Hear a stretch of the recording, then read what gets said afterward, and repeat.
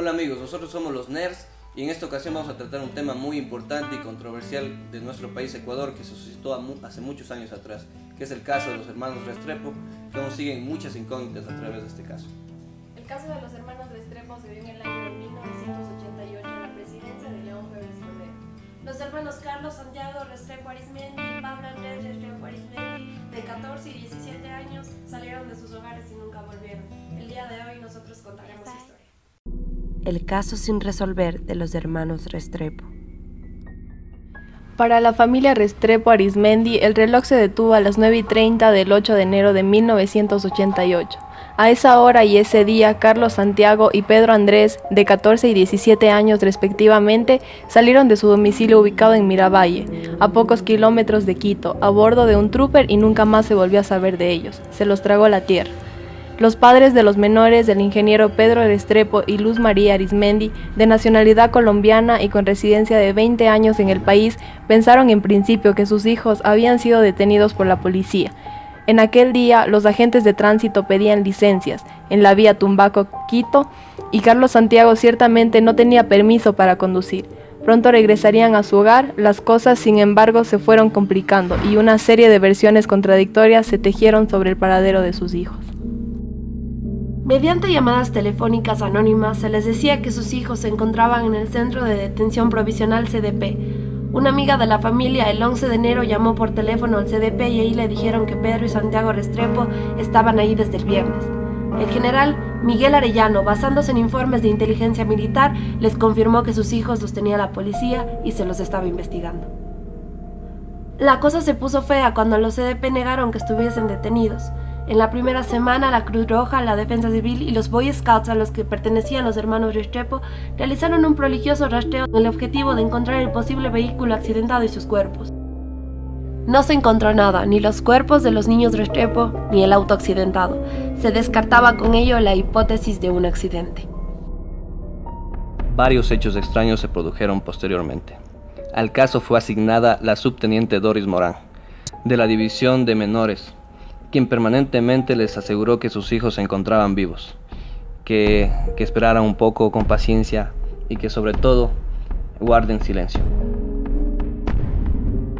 Se silenciaba o darles pena de muerte si hablaba. No diga eso, señora, porque... Sí me dijiste, Doris Morán, porque te tengo grabada. No te hagas la que no te acuerdas ni te vas a enloquecer en este momento. Porque si yo no he enloquecido, menos tú. No recuerdo, señora, no recuerdo. Recuerde pues, Morán, recuerde.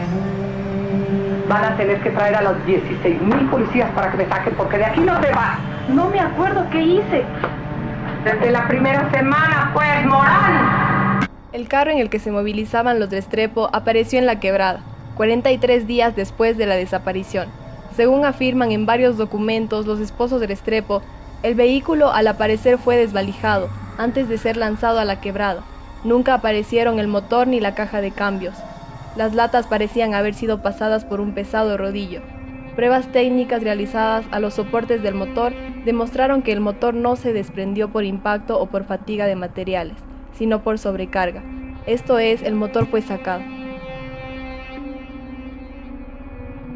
Posteriormente, con fecha 28 de junio de 1990, la policía hace pública la posibilidad de la muerte de los hermanos Restrepo, debido a la precipitación de su vehículo en la quebrada Pacha, ubicada en el sector El Batán de la ciudad de Quito, mostrando con evidencia el vehículo destrozado al fondo de dicha quebrada, dentro del cual estaban 3 zapatos de los hermanos Restrepo.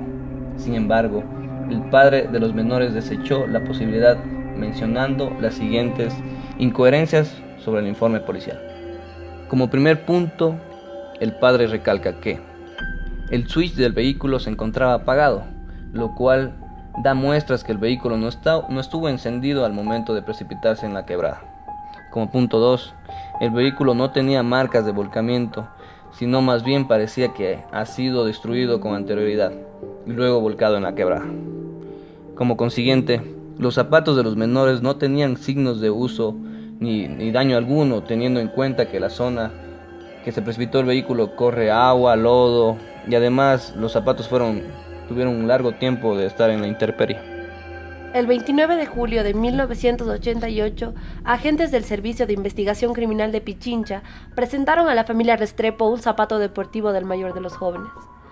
Pese a haber estado supuestamente 7 meses en la intemperie y sometidos a rigores ambientales y climáticos, el zapato se encontraba seco, sin lodo, sin deformación. Los agentes se llevaron el zapato y luego el SIC se negó a mostrarlo nuevamente a los esposos Restrepo Arizmendi. 4 meses después, el mismo zapato lo mostraron con lodo en su interior y aparecieron también un cassette en perfectas condiciones y otros 2 zapatos más. Cabe recordar que todos los hechos se produjeron durante el gobierno de León Febres Cordero, en la que la violación de los derechos humanos, incluidas las desapariciones, estuvieron al orden del día. A pretexto de combatir la subversión, se crearon cuerpos especiales de policía y se cometieron toda clase de arbitrajes. Pero lo raro es que el caso Restrepo, los menores no eran ni terroristas, ni guerrilleros, ni vagos, ni nada por el estilo. Eran muchachos simples y comunes, corrientes, pero la gran pregunta es, ¿qué razón habría para desaparecerlos y detenerlos a los muchachos?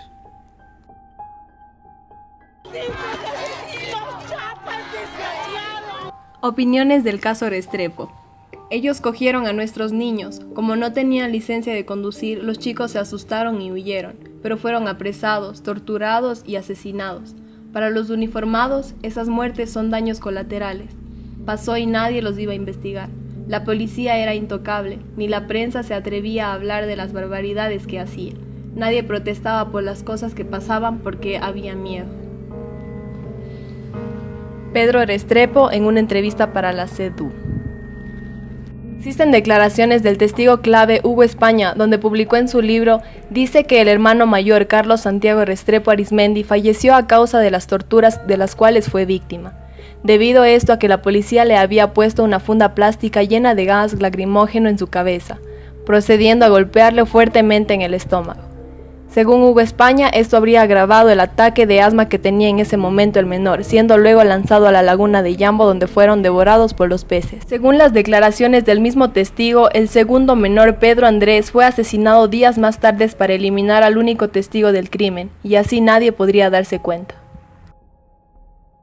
La denuncia de número 11.868 presentada ante la Comisión Interamericana de Derechos Humanos llegó a su fin el 14 de mayo de 1998, durante la presidencia de Fabián Alarcón, con una solución amistosa al conflicto mediante el cual el Estado ecuatoriano reconoce su responsabilidad en el caso de los hermanos Restrepo, comprometiéndose así a pagar una indemnización de 2.000 millones de dólares estadounidenses y de realizar una búsqueda de los cuerpos de los menores.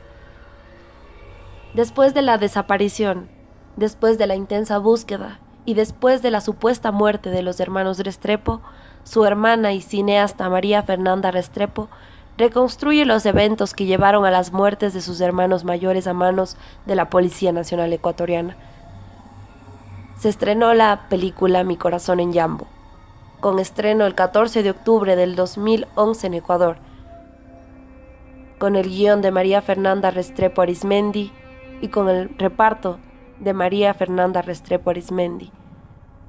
Ella cuenta con el corazón roto, la muerte de sus hermanos, el sufrimiento intenso que vivieron sus padres, el dolor reencarnado en las lágrimas de su madre y la intensa lucha de justicia de parte de su padre para encontrar a los responsables del asesinato y desaparición de sus hijos, que hasta el día de hoy se encuentra en la Plaza Grande de Quito reclamando justicia y pidiendo que se le entreguen así los cuerpos de sus hijos desaparecidos en manos de la Policía Nacional Ecuatoriana.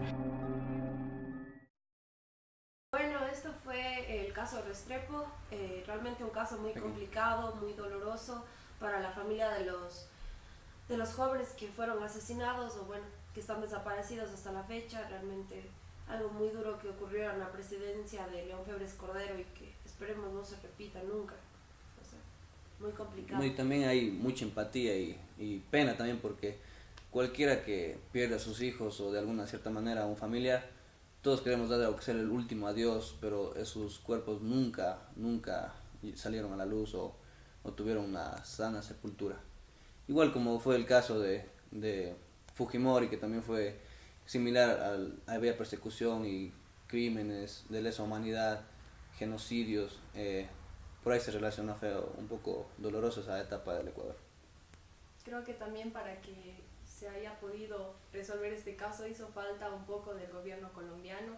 Yo sé que ellos tuvieron parte en este caso, pero realmente hubiera sido mejor que de este país se envíen más profesionales para que puedan ser resueltos el caso de estos dos chicos, pero lamentablemente no fue así.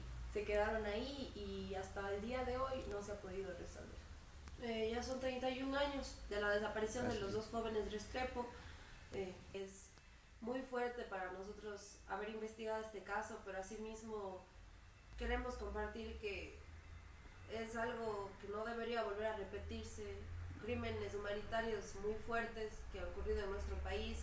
A veces parece que en nuestro país no pasaran estas cosas, pues sí, han pasado cosas terribles y bueno, nosotros sentimos, como dijo Eric, una empatía gigante hacia la familia de los jóvenes Restrepo y damos nuestras condolencias. Realmente esperamos que nunca se vuelva a repetir esto y que quede como constancia que en Ecuador estos crímenes de lesa humanidad no fueron resueltos y que jóvenes como nosotros esperamos hasta el día de hoy justicia para estos dos chicos que desaparecieron y que en su casa todavía les esperan.